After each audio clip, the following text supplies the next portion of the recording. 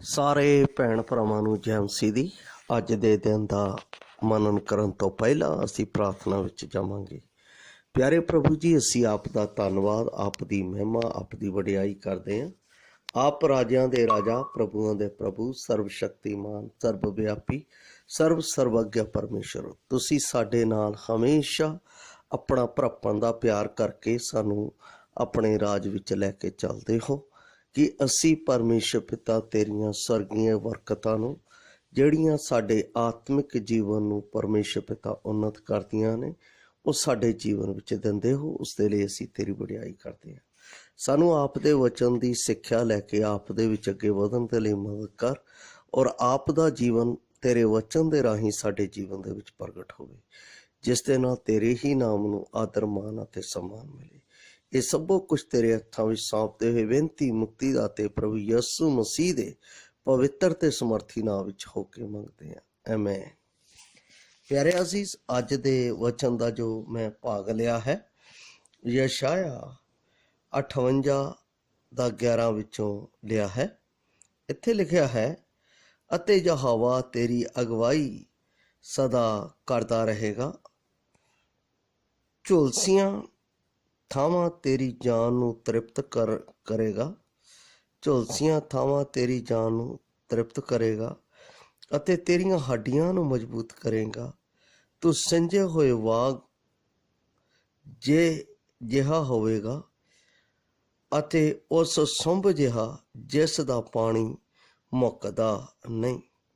ਇਸ ਦਾ ਜੋ ਮੈਂ ਇਸ ਖੰਡ ਦੇ ਵਿੱਚੋਂ ਜੋ ਵਿਸ਼ਾ ਲਿਆ ਹੈ, ਉਹ ਹੈ ਵਿਸ਼ਵਾਸੀ ਜੀਵਨ ਵਿੱਚ ਪਰਮੇਸ਼ਰ ਦੀ ਅਗਵਾਈ ਅਤੇ ਪਰਮੇਸ਼ਰ ਦੀ ਯੋਜਨਾ ਅਨੁਸਾਰ ਚੱਲਣਾ। ਕਈ ਵਾਰ ਅਸੀਂ ਪਰਮੇਸ਼ਰ ਦੇ ਵਚਨ ਨੂੰ ਸਮਝਦੇ ਹਾਂ ਅਤੇ ਉਸ ਨੂੰ ਜਾਣਦੇ ਹਾਂ, ਪਰ ਉਸ ਦੇ ਅਨੁਸਾਰ ਅਸੀਂ ਚੱਲਦੇ ਨਹੀਂ। ਇੱਥੇ ਪਰਮੇਸ਼ਰ ਯਸ਼ਾਇਆ ਦੀ ਪੁਸਤਕ ਦੇ ਵਿੱਚ ਕਹਿੰਦਾ ਹੈ, ਯਹੋਵਾ ਤੇਰੀ ਅਗਵਾਈ ਸਦਾ ਕਰਦਾ ਰਹੇਗਾ। ਇਸ ਦਾ ਭਾਵ ਇਹ ਹੈ ਕਿ ਪਰਮੇਸ਼ਰ ਵਿਸ਼ਵਾਸੀ ਨੂੰ ਕਦੇ ਛੱਡਦਾ ਨਹੀਂ, ਕਦੇ ਤਿਆਗਦਾ ਨਹੀਂ। ਉਹ ਹਮੇਸ਼ਾ ਉਸ ਦੇ ਨਾਲ ਵਫਾਦਾਰ ਹੈ। ਜਿਵੇਂ ਅਸੀਂ ਮੱਤੀ ਰਚੀ ਸੁਸਮਾਚਾਰ ਉਸ ਦਾ 28 ਅਧਿਆਇ ਉਸ ਦੀ 20 ਆਇਤ ਦੇ ਵਿੱਚ ਅਸੀਂ ਪ੍ਰਭੂ ਯਿਸੂ ਮਸੀਹ ਦਾ ਆਸ਼ਵਾਸਨ ਜੋ ਸਾਡੇ ਜੀਵਨ ਦੇ ਵਿੱਚ ਪ੍ਰਭੂ ਨੇ ਇਸ ਸੰਸਾਰ ਦੇ ਵਿੱਚ ਵਿਸ਼ਵਾਸੀ ਜੀਵਨ ਦੇ ਲਈ ਚੱਲਣ ਦੇ ਨਾਲ ਸਾਡੇ ਨਾਲ ਪ੍ਰਤਿਗਿਆ ਵਾਅਦਾ ਕੀਤਾ ਹੈ ਕਿ ਯੁੱਗ ਦੇ ਅੰਤ ਸਮੇਂ ਤੱਕ ਸदैव ਮੈਂ ਤੁਹਾਡੇ ਨਾਲ ਹਾਂ। ਇਹ ਪਰਮੇਸ਼ਰ ਦਾ ਵਚਨ ਸਾਨੂੰ ਵਾਰ-ਵਾਰ ਤਸੱਲੀ ਅਤੇ ਵਾਰ-ਵਾਰ ਉਸ ਦੀ ਅਗਵਾਈ ਦੇ ਨਾਲ ਚੱਲਣ ਦੇ ਲਈ ਮਦਦ ਕਰਦਾ ਹੈ, ਜਿਸ ਦੇ ਨਾਲ ਅਸੀਂ ਪਰਮੇਸ਼ਰ ਦੀਆਂ ਯੋਜਨਾ ਨੂੰ ਜਾਣਦੇ ਹੋਏ ਉਸ ਦੇ ਅਨੁਸਾਰ ਜੀਵਨ ਬਤੀਤ ਕਰ ਸਕੀਏ। ਸਾਡੇ ਪ੍ਰੇਮੀ ਅਤੇ ਜਿਉਂਦੇ ਪਰਮੇਸ਼ਰ ਦਾ ਇੱਕ ਇਹੋ ਕੀਮਤੀ ਵਚਨ ਹੈ, ਅਸੀਂ ਘਰ ਜਾਂਦੇ ਹਾਂ ਜਾਂ ਬਹੁਤ ਗਲਤੀ ਕਰ ਲੈਂਦੇ ਹਾਂ, ਫਿਰ ਵੀ ਆਪਣੀਆਂ ਪਰੇਸ਼ਾਨੀਆਂ ਅਤੇ ਪ੍ਰਵਿਰਤੀਆਂ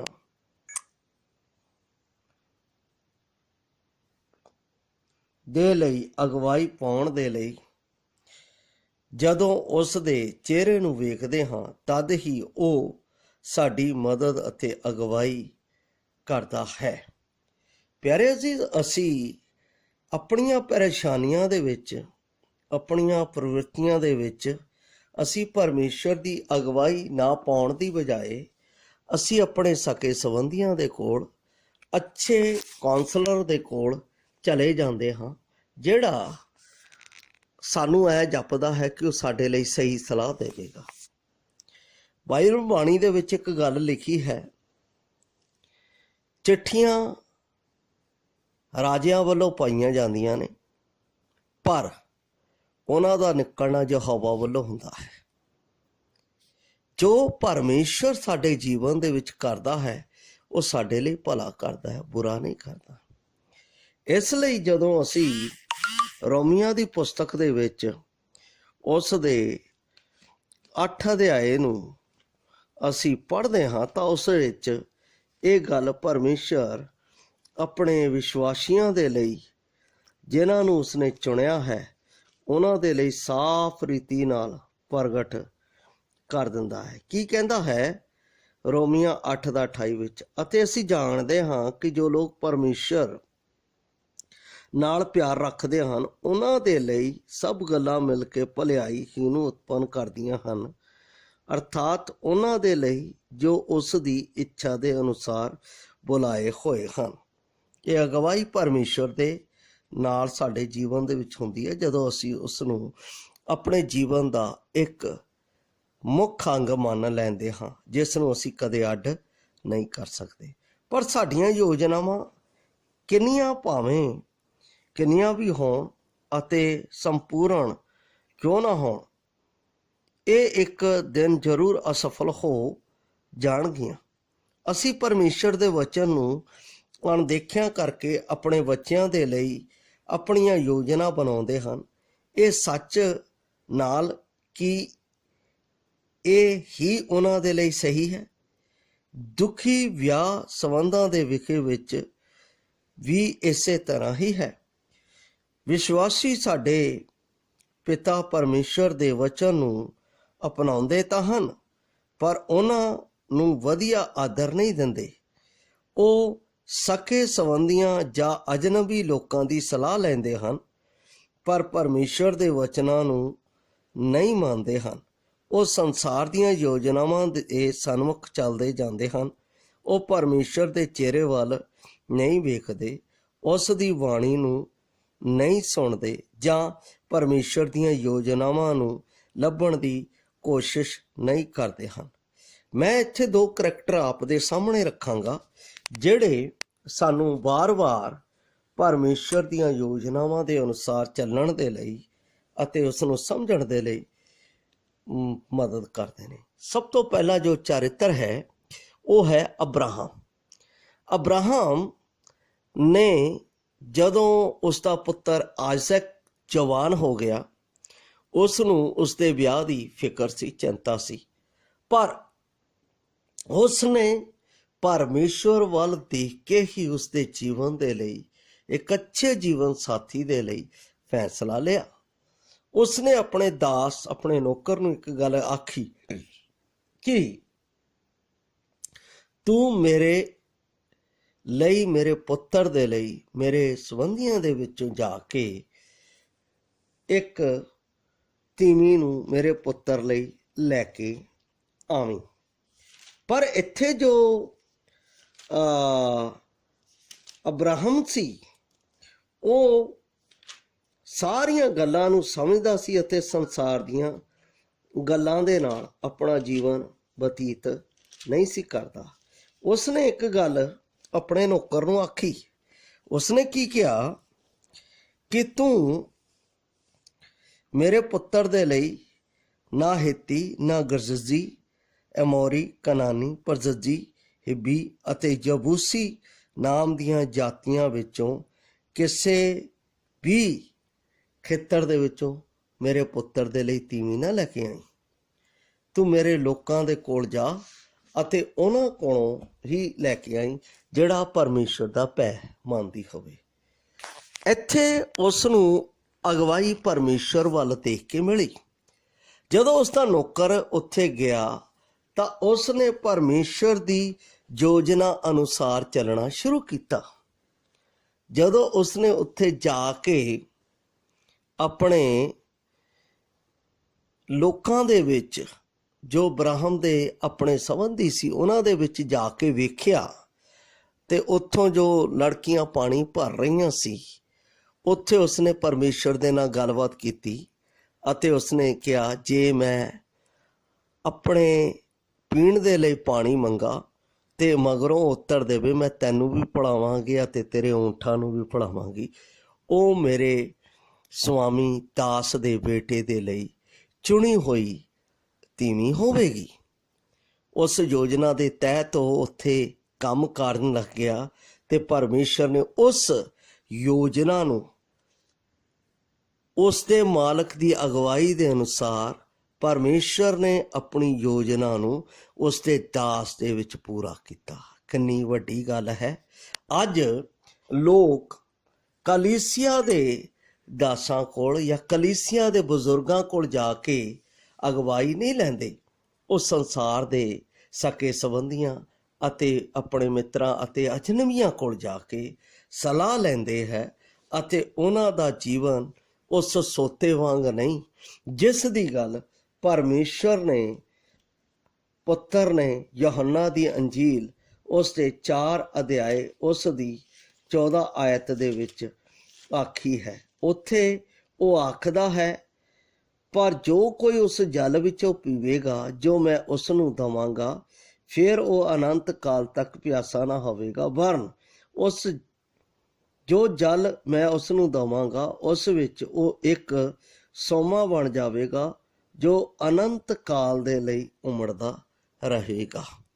ਇਹ ਪਰਮੇਸ਼ਰ ਪੁੱਤਰ ਪ੍ਰਭੂ ਯਿਸੂ ਮਸੀਹ ਦਾ, ਜਿਹੜੇ ਉਸ ਦੇ ਵਚਨ ਨੂੰ ਮੰਨਦੇ ਆ, ਉਸ ਦੇ ਵਚਨ ਦੀ ਅਗਵਾਈ ਦੇ ਨਾਲ ਚੱਲਦੇ ਆ, ਉਸ ਦੀਆਂ ਯੋਜਨਾ ਦੇ ਅਨੁਸਾਰ ਆਪਣੇ ਪੈਰ ਨੂੰ ਚਲਾਉਂਦੇ ਆ, ਉਹਨਾਂ ਦੇ ਜੀਵਨ ਦੇ ਵਿੱਚ ਸਫਲਤਾ ਆਉਂਦੀ ਹੈ।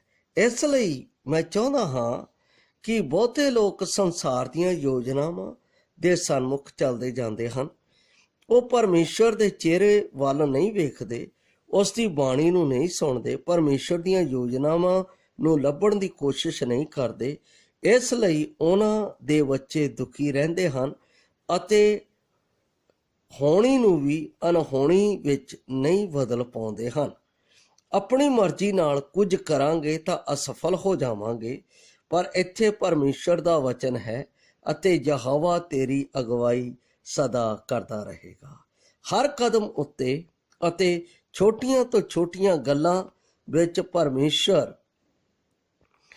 ਦੀ ਅਗਵਾਈ ਲੈਣੀ ਚਾਹੀਦੀ ਹੈ। ਅਗਵਾਈ ਕਰਨ ਦੀ ਜ਼ਿੰਮੇਵਾਰੀ ਉਹ ਖੁਦ ਆਪਣੇ ਹੱਥ ਵਿੱਚ ਲੈਂਦੇ ਹਨ।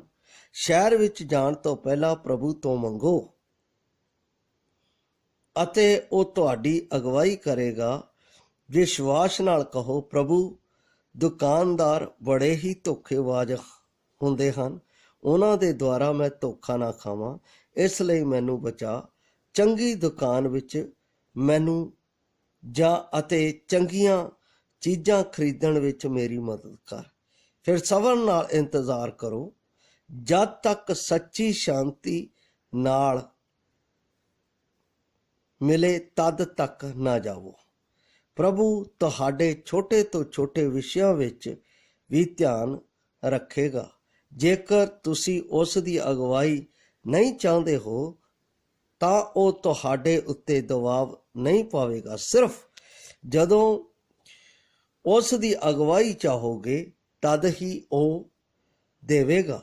ਕਈ ਵਾਰੀ ਤਾਂ ਸਾਨੂੰ ਇੰਨਾ ਮਾਣ ਹੁੰਦਾ ਹੈ ਕਿ ਉਸ ਦੇ ਕੋਲੋਂ ਮੰਗਦੇ ਹੀ ਨਹੀਂ ਹਾਂ, ਫਲਸਰੂਪ ਗਲਤ ਰਸਤੇ ਉੱਤੇ ਚੱਲ ਪੈਂਦੇ ਹਨ। ਇੱਥੇ ਮੈਂ ਦੂਸਰਾ ਕਰੈਕਟਰ ਅਹਾਬ ਦਾ ਅਤੇ ਰਾਣੀ ਐਲਿਜ਼ਬeth ਦਾ ਲਿਆ ਹੈ। ਅਹਾਬ ਜਿਸ ਨੇ ਇੱਕ ਪਰਾਈ ਇਸਤਰੀ ਨੂੰ ਵਿਆਹ ਲਿਆ ਜੋ ਵਿਸ਼ਵਾਸੀ ਨਹੀਂ ਸੀ, ਉਸ ਨੇ ਉਸ ਯਰੂਸ਼ਲਮ ਦੇ ਵਿੱਚ ਅਜਿਹੇ ਮੰਦਰ ਬਣਾ ਦਿੱਤੇ, ਅਜਿਹੀ ਬਾਲ ਦੀ ਪੂਜਾ ਸ਼ੁਰੂ ਕਰ ਦਿੱਤੀ ਜਿੱਥੇ ਅਹਾਬ ਦੇ ਉੱਤੇ ਪਰਮੇਸ਼ਰ ਦਾ ਕ੍ਰੋਧ ਆਇਆ ਅਤੇ ਉਸ ਦੀ ਤੀਵੀਂ ਦੇ ਉੱਤੇ ਪਰਮੇਸ਼ਰ ਨੇ ਸ਼ਰਾਪ ਦਿੱਤਾ ਕਿ ਤੁਹਾਡੇ ਮਾਸ ਨੂੰ ਕੁੱਤੇ ਖਾਣਗੇ, ਕੁੱਤੇ ਫਾੜ ਖਾਣਗੇ। ਕਿੰਨਾ ਵੱਡਾ ਉਹਨਾਂ ਦੇ ਜੀਵਨ ਦੇ ਵਿੱਚ ਪਰਮੇਸ਼ਰ ਦਾ ਕ੍ਰੋਧ ਆਇਆ ਜਦੋਂ ਪਰਮੇਸ਼ਰ ਦੇ ਮਰਜ਼ੀ ਦੇ ਵਿਰੋਧ ਵਿੱਚ ਉਹਨਾਂ ਨੇ ਕੰਮ ਕੀਤਾ। ਸਾਨੂੰ ਇਸ ਤਰ੍ਹਾਂ ਨਹੀਂ ਕਰਨਾ ਚਾਹੀਦਾ। ਸਾਨੂੰ ਪਰਮੇਸ਼ਰ ਦੀ ਅਗਵਾਈ ਦੇ ਨਾਲ ਆਪਣਾ ਜੀਵਨ ਬਤੀਤ ਕਰਨਾ ਚਾਹੀਦਾ ਹੈ। ਸਾਨੂੰ ਹਮੇਸ਼ਾ ਪਰਮੇਸ਼ਰ ਦੀ ਅਗਵਾਈ ਲੈਣੀ ਚਾਹੀਦੀ ਹੈ। ਸਾਨੂੰ ਪਰਮੇਸ਼ਰ ਤੋਂ ਦੇਖ ਕੇ ਪੁੱਛਣਾ ਚਾਹੀਦਾ, ਪਰਮੇਸ਼ਰ ਤੇਰੀ ਮੇਰੇ ਜੀਵਨ ਦੇ ਵਿੱਚ ਕੀ ਯੋਜਨਾ ਹੈ ਕਿ ਮੈਂ ਇਹ ਕੰਮ ਕਰਾਂ ਜਾਂ ਨਾ ਕਰਾਂ, ਤੂੰ ਇਸ ਦੇ ਵਿੱਚੋਂ ਖੁਸ਼ ਹੈ ਜਾਂ ਨਹੀਂ ਹੈ। ਬਾਣੀ ਦੇ ਵਿੱਚ ਇੱਕ ਗੱਲ ਲਿਖੀ ਹੈ, ਪਹਿਲਾ ਪਤਰਸ 5 ਅਧਿਆਏ 6 ਅਧਿਆਏ ਉਸ ਦੀ 5 ਆਇਤ ਦੇ ਵਿੱਚ ਕਹਿੰਦਾ ਹੈ, 5 ਦੀ 6 ਦੇ ਵਿੱਚ ਲਿਖਿਆ ਹੈ, ਤੁਸੀਂ ਪਰਮੇਸ਼ਵਰ ਦੇ ਬਲਵੰਤ ਹੱਥ ਥਲੇ ਦੀਨਤਾ ਨਾਲ ਰਹੋ ਤਾਂ ਉਹ ਵੇਲੇ ਸਿਰ ਤੁਹਾਨੂੰ ਉੱਚਾ ਕਰੇਗਾ। ਇਹਦਾ ਮਤਲਬ ਪਰਮੇਸ਼ਵਰ ਵੇਲੇ ਸਿਰ ਆਪਣੀ ਯੋਜਨਾ ਸਾਡੇ ਜੀਵਨ ਦੇ ਵਿੱਚ ਪੂਰੀ ਕਰੇਗਾ, ਜਿਸ ਦੇ ਨਾਲ ਸਾਨੂੰ ਕਦੇ ਸ਼ਰਮਿੰਦਾ ਨਹੀਂ ਹੋਣਾ ਪਵੇਗਾ। ਸਾਨੂੰ ਅਗਵਾਈ ਪਾਉਣ ਦੇ ਲਈ ਪਰਮੇਸ਼ਵਰ ਦੇ ਤਾਕਤਵਰ ਮਜ਼ਬੂਤ ਹੱਥਾਂ ਦੀ ਜ਼ਰੂਰਤ ਹੈ। ਹਰੇਕ ਕਦਮ ਉੱਤੇ ਹਰ ਛੋਟੇ ਤੋਂ ਛੋਟੇ ਵਿਸ਼ਿਆਂ ਵਿੱਚ ਉਸ ਦੀ ਅਗਵਾਈ ਪਾਉਣ ਦੇ ਲਈ ਸਾਨੂੰ ਸਦਾ ਤਿਆਰ ਰਹਿਣਾ ਚਾਹੀਦਾ ਹੈ। ਮੈਂ ਆਪ ਨੂੰ ਅੰਤ ਵਿੱਚ ਕੋਈ ਗੱਲ ਕਹਾਂਗਾ, ਵਿਸ਼ਵਾਸੀ ਦੇ ਜੀਵਨ ਵਿੱਚ ਪਰਮੇਸ਼ਵਰ ਦੀ ਅਗਵਾਈ ਬਹੁਤ ਜ਼ਰੂਰੀ ਹੈ, ਮਸਟ ਹੈ, ਅਤੇ ਉਸ ਦੇ ਜੀਵਨ ਵਿੱਚ ਪਰਮੇਸ਼ਵਰ ਦੀ ਯੋਜਨਾ ਦੇ ਅਨੁਸਾਰ ਚੱਲਣਾ ਹੋਣਾ ਚਾਹੀਦਾ ਹੈ, ਜਿਸ ਨਾਲ ਉਹ ਕਦੇ ਵੀ ਠੋਕਰ ਨਹੀਂ ਖਾਵੇਗਾ। ਪਰਮੇਸ਼ਵਰ ਆਪ ਨੂੰ ਇਸ ਤਰ੍ਹਾਂ ਕਰਨ ਦੇ ਲਈ ਮਦਦ ਕਰੇ ਔਰ ਆਪ ਦੇ ਜੀਵਨ ਦੇ ਵਿੱਚ ਪਰਮੇਸ਼ਵਰ ਦੀ ਮਹਿਮਾ ਹੋਵੇ। ਪਰਮੇਸ਼ਵਰ ਆਪ ਨੂੰ ਬਰਕਤ ਦਿੰਦਿਆਂ ਹੋਇਆਂ ਆਪਣੇ ਰਾਜ ਵਿੱਚ ਚਲਾਵੇ। ਸਾਰਿਆਂ ਨੂੰ ਜੈ ਮਸੀਹ ਦੀ।